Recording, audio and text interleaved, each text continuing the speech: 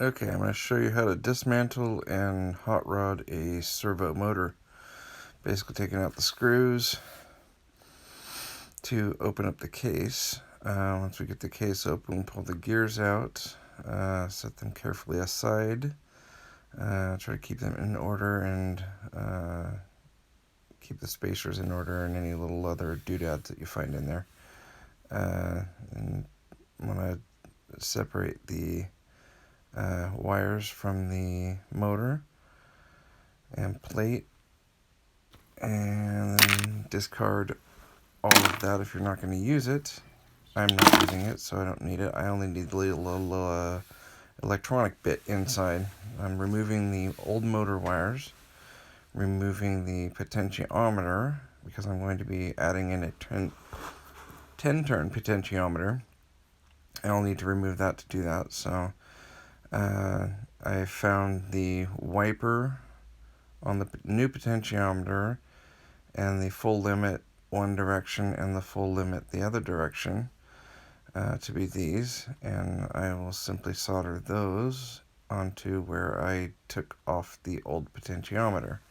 If you get the wiper endpoints swapped around, the motor will just go one direction and stop, and just switch those two and that'll fix that problem.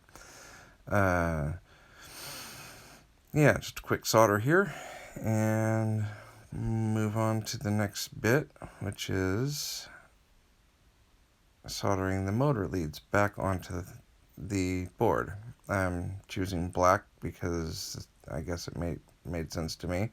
I just did a loop of wire so that I can kind of adjust it to the motor in this particular application. I would not suggest doing that if you're going to try to power the thing up, because it'll just blow it up.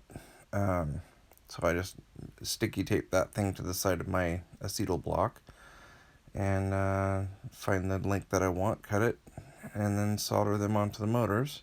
Again, if the motor goes the wrong direction, switch the leads and it should go the right direction.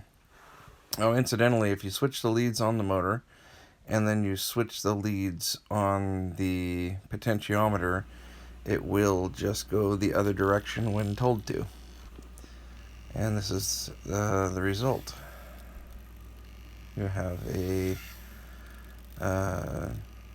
well, you'll get approximately, at least I did, on a 10-turn potentiometer, you get approximately 6.5 turns, which is considerably more than you get when you have a regular servo.